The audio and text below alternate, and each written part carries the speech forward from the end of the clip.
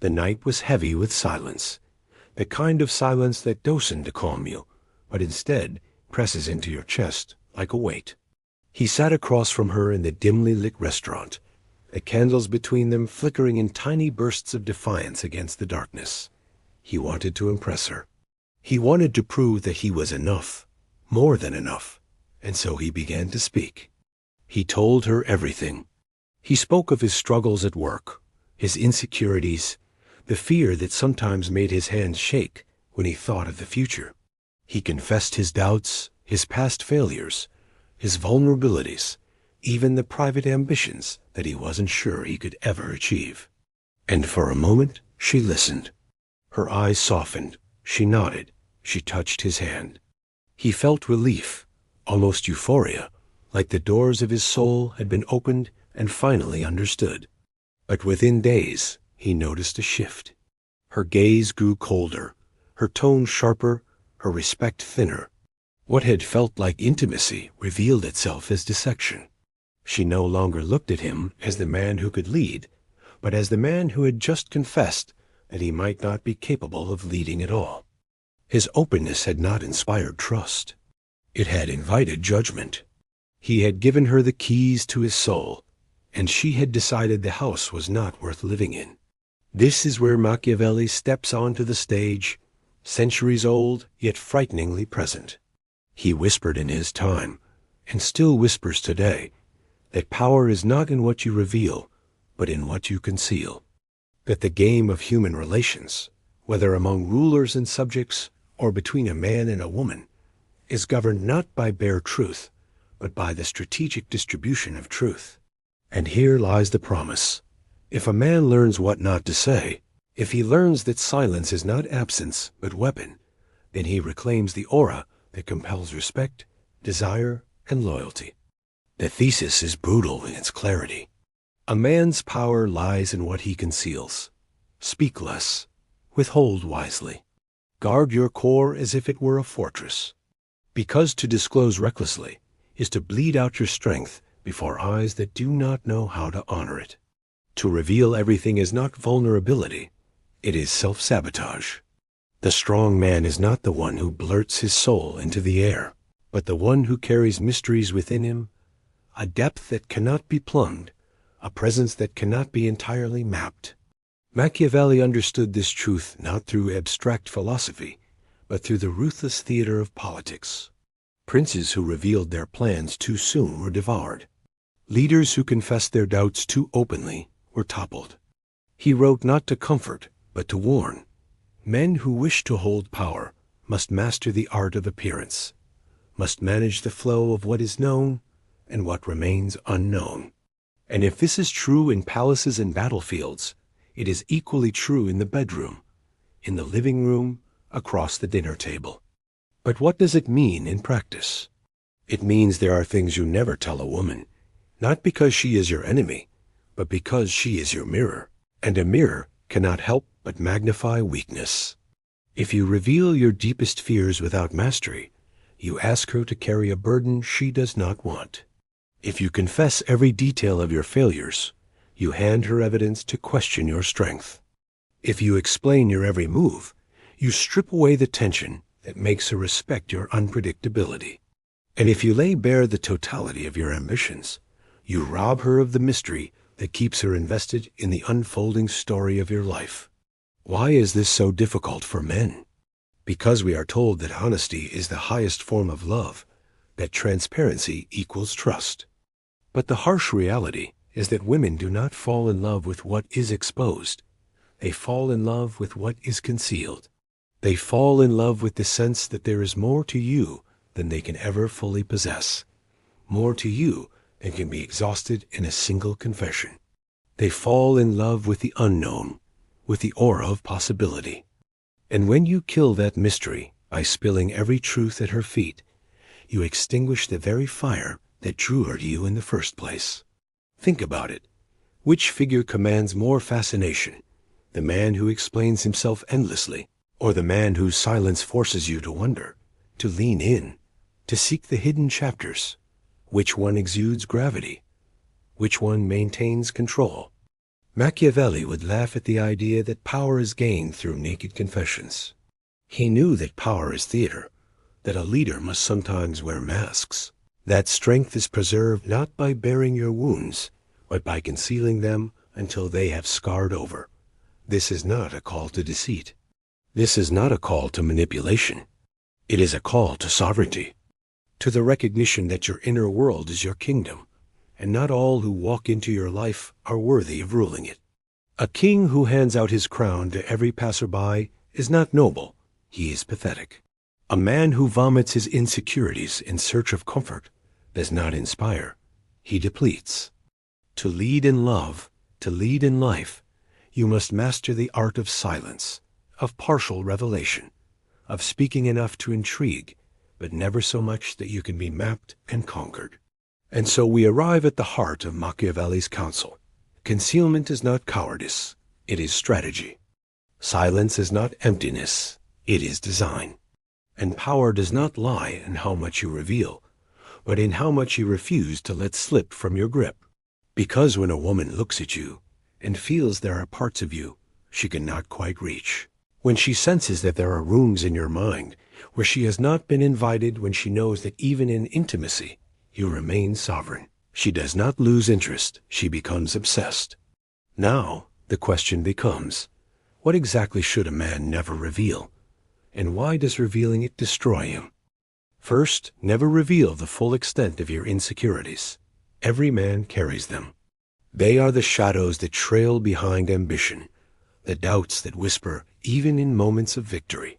But to expose them fully to a woman is to hand her a map of your weaknesses. She may not intend to weaponize them, but the knowledge alone corrodes her perception of you. She will look at you differently, even if she denies it, because the man who stands before her is no longer the mountain, but the mountain with cracks she cannot unsee. The common mistake men make is believing that vulnerability means emptying themselves out like a confession booth. But true power vulnerability is selective. It is showing a scar once it has healed, not an open wound that still bleeds. The man who reveals all is begging for reassurance. The man who reveals little but demonstrates strength in the face of struggle invites admiration. Second, never reveal your complete financial reality. Money is not just currency. It is symbol. It represents security, provision, possibility, and above all, competence. When you disclose every number, every debt, every precarious detail of your situation, you transform a relationship into a balance sheet. A woman does not fall in love with your financial statements. She falls in love with your trajectory, with the sense that you are moving forward, capable of creating more than you consume. The common error is radical transparency, showing the overdraft, the unpaid bills, the panic beneath the surface. This may elicit sympathy, but it will not sustain respect. The wiser path is to maintain composure, never lie, but do not volunteer details that shrink the aura of your momentum. A man is judged less by his current position than by the force of his direction. Preserve the mystery of your growth, and you preserve her faith in your capacity. Third, never reveal your entire sexual history. The instinct to confess every detail arises from the false belief that honesty guarantees intimacy. In reality, it often breeds comparison, suspicion, and the quiet rot of resentment. A man who catalogs his past encounters creates ghosts that haunt his present. He invites her imagination to paint herself against shadows she cannot fight. Worse, he surrenders the aura of exclusivity. If she knows too much, she begins to calculate. She wonders if she is one among many, if the moments you share are recycled, if she is truly special. The stronger move is to preserve mystery. Answer what is asked, but not more. Make it clear that the past is irrelevant, that she has access to a present self no one else can touch. Desire flourishes not in the detailed record of what has been, but in the sacredness of what now is. Fourth, never reveal the totality of your strategy. Every man must live by a plan, whether for his career, his body, his wealth, or his legacy. But if you explain every step, every contingency, every timeline, you strip away the aura of unpredictability. You transform leadership into an open notebook that can be read, critiqued, and doubted. The common failure here is overcommunication. Explaining to a woman why you made every decision, why you chose this path instead of that, why you think the future will unfold as you hope. This is not leadership. This is seeking validation. The stronger stance is to reveal direction, but not detail. She should feel the momentum, the clarity of purpose, without needing the schematics of your empire. This way, she experiences the thrill of following a man who moves with certainty, whose mystery fuels her belief that he is capable of more than she can predict. Fifth, never reveal your ultimate fears.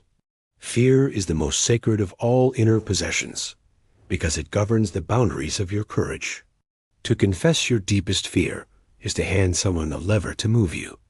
Women admire courage, and courage is not the absence of fear, but the ability to face it without disclosing it like an open secret. The mistake men make is confessing in search of comfort. I'm afraid I'll never succeed. I'm afraid I'll lose everything. I'm afraid I'm not enough. This does not build intimacy. It builds pity, and pity is poison to attraction. The wiser path is to master your fear privately, to transform it into fuel, and to reveal only the strength that emerges from it. Show resilience, not raw terror. She will respect the man who faces battles in silence and emerges victorious, not the man who invites her to watch him tremble before entering the arena. And here is the cruel paradox. Women will ask. They will probe. They will say they want to know everything. They will insist that full transparency is proof of love. But if you yield, if you spill everything, they will recoil, not always consciously, but inevitably. Why? Because desire is not born from full disclosure. Desire is born from mystery. And respect is not earned by revealing all that you fear, but by demonstrating that your soul cannot be fully mapped by anyone, even the one who lies beside you. This is where Machiavelli's warning sharpens into steel. A prince who reveals his vulnerabilities to his subjects becomes the puppet. A man who reveals everything to a woman becomes her project. And no woman truly desires to mold clay. She desires to chase fire. But let us pause here, because the question deepens. If concealment is power, if silence is sovereignty, then how does a man balance the line between mystery and coldness, between secrecy and isolation? Where is the boundary between wise concealment and destructive detachment? That is the question we now face, and it is the most dangerous one of all. The balance lies not in building walls, but in constructing gates. A wall is impenetrable, a fortress that no one can enter, a silence so heavy it suffocates. A gate, however, is selective. It opens when you decide. It reveals what you choose. It maintains sovereignty while still granting intimacy. This is the essence of masculine concealment, not to starve connection, but to feed it with deliberate scarcity. To be the man who knows that too much light blinds the eye, but the right sliver of illumination creates wonder. Most men confuse this balance. Some overshare, drowning a woman in unfiltered confession. Others withhold to the point of coldness, confusing mystery with distance, sovereignty with absence. Both are errors. The first collapses because there is no respect. The second collapses because there is no warmth. The power response is to reveal strategically, to share enough to build trust, but never so much that your depths are exhausted. A man who knows this dance becomes magnetic.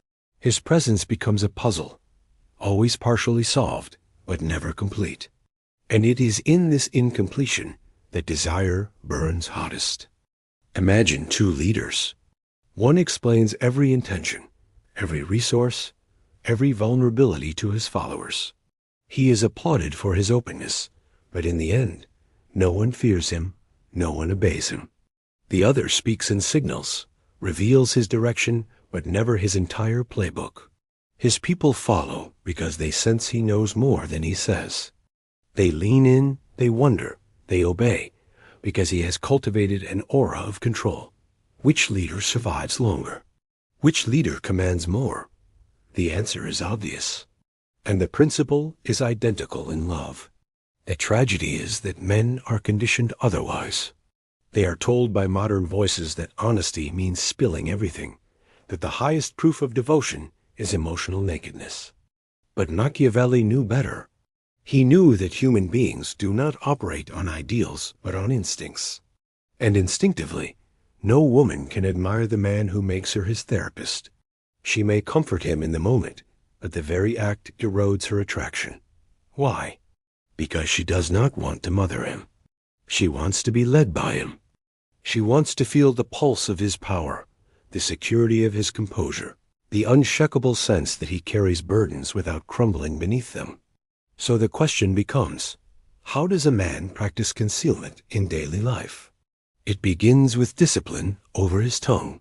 Do not confess weakness in moments of tension. Do not narrate every fear as it arises. Do not turn dinner conversations into therapy sessions. Speak with restraint. When you face setbacks, speak of your resolve to overcome them, not the abyss of your despair. When asked about your plans, give vision, not blueprints. When probed about your insecurities, reveal the lessons you've learned, not the wounds that still bleed. This is how a man turns silence into strategy. Yet there is another layer perception. Concealment is not simply withholding words.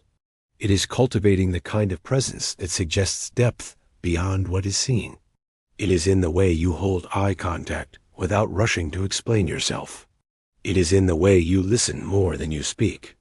It is in the aura of a man who appears composed even when the storm rages within.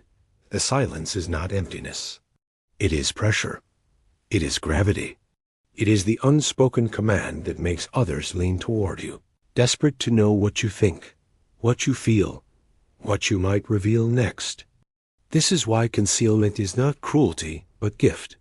A man who masters it does not suffocate a woman with the burden of his chaos. He shields her from it, transforming her experience of him into admiration rather than pity. And paradoxically, this very withholding produces a deeper bond, because what is rare becomes valuable. What is hidden becomes sought after. What is concealed becomes magnetic. But here lies the darker truth. Concealment is not only about maintaining attraction, it is also about survival. Because once you reveal everything, you can be destroyed. Once your fears are known, they can be pressed. Once your insecurities are mapped, they can be weaponized. Once your financial weakness is exposed, it can be judged. Once your strategy is explained, it can be sabotaged. A man without secrets is a man without defense. Machiavelli's voice echoes through centuries with this singular warning. Never let another hold the strings to your soul. Give glimpses. Give fragments, but never hand over the whole, because the man who gives everything becomes nothing in the eyes of others. And yet the tension deepens. If concealment is survival, and survival requires mystery, then what of love? What of intimacy? Is the man destined to live forever behind veils, never known, never held, never truly seen? Or is there a way for concealment to coexist with connection, for power to coexist with love? This is the paradox we must now unravel, because without it, a man risks swinging between two extremes, the openness that destroys him, or the isolation that starves him. The truth, as Machiavelli's ghost would grin to remind us, lies not in either extreme, but in the artful middle, where concealment serves love rather than suffocating it. The artful middle is mastery. It is the ability to feed intimacy without dismantling sovereignty. It is the balance between being known and being unknowable. A woman does not crave a void. She craves a man who lets her touch his fire, but not extinguish it. She wants access, but not ownership. She wants to feel chosen in the moment he opens the gate, not entitled to the fortress itself. That is the subtle alchemy of masculine concealment, to be both near and distant, open and closed, transparent yet ungraspable. This alchemy begins with storytelling. A man who knows how to tell his story without revealing his core creates fascination. He might share the trials of his journey, but he frames them in the language of lessons, not confessions. He speaks of struggle not as a man drowning, but as a man who swam through storms and survived. He drops fragments, anecdotes, shadows of his depth, but never the full map. And in this way, he feeds the relationship with intimacy that inspires, not intimacy that corrodes. This is the error most men make. They mistake confession for connection. They think that pouring everything out will bond them tighter, but in reality, it drowns the spark. Connection thrives not on flooding, but on tension. Mystery creates that tension. It gives her something to reach for, something to wonder about, something to dream into. Too much revelation kills the dream. Concealment keeps it alive. Think of the greatest works of art, the novels that endure, the paintings that mesmerize, the symphonies that haunt. None of them give everything at once. They conceal more than they reveal. They invite the viewer, the reader, the listener to return again and again, discovering new layers each time. A man must be the same. A living masterpiece. A presence so layered that even years into knowing him, a woman feels she has not touched the bottom. This is not deception. This is design. And here the perception shift emerges. What you conceal is not absence of truth. It is the preservation of your myth. Every great man is part reality, part myth. The myth is not falsehood. It is the aura, the intangible, the energy that surrounds him, the sense that there is more to him than can ever be captured in words. If you destroy your myth by confessing all, you become flat, predictable, ordinary. If you preserve it, you remain vast, magnetic, untouchable. Women are not drawn to men who are fully understood. They are drawn to men who can never be completely consumed. Now let us confront the brutal edge of Machiavelli's wisdom. He was not writing for dreamers. He was writing for survivors. His message was not that life rewards the honest, but that life rewards the cunning. And in love, as in politics, cunning is not trickery, it is strategy.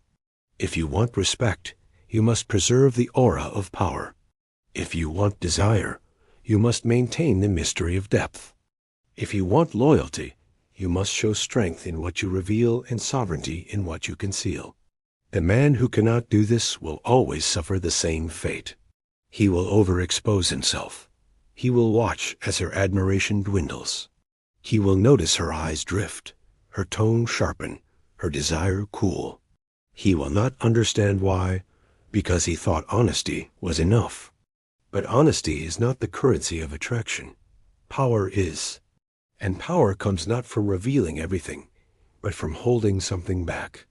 This is why the modern man must unlearn what he has been taught. He must unlearn the cultural lie that says transparency is love. He must unlearn the weakness of overconfession.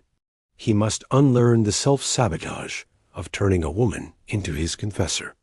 And he must relearn what ancient men knew, that concealment is not distance, it is sovereignty. That mystery is not deception, it is allure.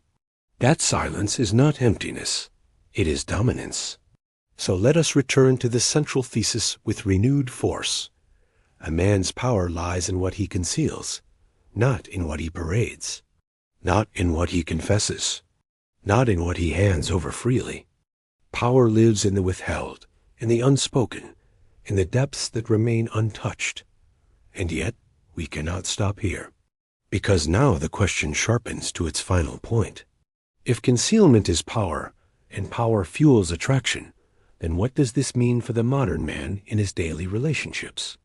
How does he live this out without becoming distant, cold, or detached? How does he become sovereign without becoming isolated? This is where the toolkit must be forged, because philosophy without practice is empty. And Machiavelli himself was never content with theory. He demanded strategy, application, execution. so too must we. The toolkit begins with discipline over disclosure. Every man must learn to separate what is necessary to reveal from what is tempting to confess. Necessary revelation builds trust. It is the communication of direction, values, intentions, and loyalty. Tempting confession, on the other hand, is the spilling of fears, weaknesses, doubts, and insecurities in moments of desperation. One strengthens the frame, the other weakens it. A sovereign man trains himself to recognize the difference in real time, to feel the urge to confess, and choose instead the mastery of silence.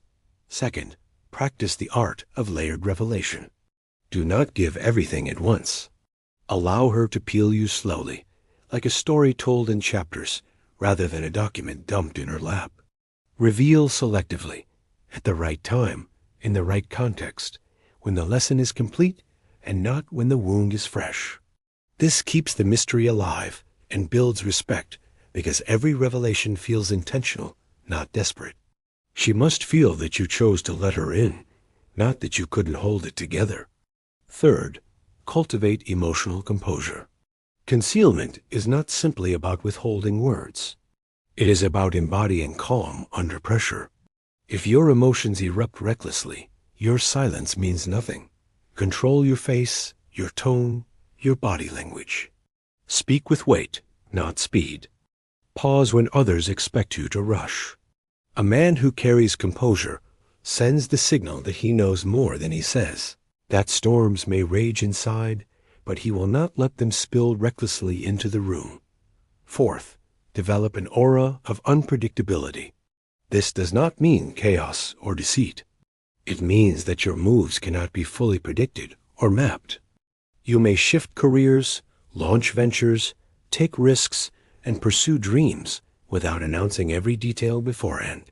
You become a man of momentum, whose trajectory is sensed but not entirely foreseen. This unpredictability is intoxicating because it keeps her invested. She cannot feel she has already consumed you, already finished your story. There is always another chapter coming. Fifth, master the language of scarcity. Speak less. Speak with precision. Do not explain every decision, every feeling, every intention. Make your words count. When you do reveal something personal, let it carry gravity. This scarcity transforms even a small revelation into something profound. It makes her lean in, remember, obsess. Abundance kills value. Scarcity creates desire. And finally, forge an inner circle smaller than a knife's edge. Not every friend, not every partner, not every acquaintance deserves access to your soul. Reserve your deepest confessions for those rare men you trust with your life. Men who will not weaponize your weakness. Men who understand the burden of power. Women you love may be your companions, but they are not the keepers of your ultimate fears. Protect those within you as you would guard a crown. Now the perception shift crystallizes. Concealment is not about manipulation. It is not about withholding love. It is about building an architecture of respect and desire that can withstand time. A man who overshares burns out the fire. A man who undershares freezes the room. But the man who conceals wisely becomes the fire that never goes out, the storm that is always on the horizon, the mystery that compels pursuit. Think of the kings of history, the warriors, the philosophers who endured. They all had layers. They all had myths. Caesar, Napoleon, Alexander, each held secrets, each revealed strategically, each cultivated an aura beyond the flesh. And so must you, because the modern man is not free from this law. The stage may have changed from palaces to apartments, from battlefields to bedrooms, but the law of concealment is not. Power still belongs to the man who does not bleed himself out in confessions, but builds himself into a fortress of mystery and momentum. And so we arrive at the final choice. The choice every man must face in his relationships, in his love, in his life. Will you continue to live as the man who believes that pouring everything out will make you loved, only to find yourself diminished, disrespected, discarded? Or will you rise as the sovereign man, the one who knows that what you conceal is what preserves your power, your mystery, your magnetism? The choice is identity. To be the open book that no one values, or to be the living masterpiece that no one can fully consume. To be the man who gives everything away, or the man who gives just enough to keep them returning, hungry, searching, reaching. Machiavelli's warning is clear, his edict eternal. A man's power lies not in what he reveals, but in what he withholds. Guard it, master it, live it. Because in the end, the man who conceals is the man who commands. The man who commands is the man who endures. And the man who endures is the one remembered long after others are forgotten. This is the manifesto. This is the law. This is the burden and the glory of masculine sovereignty.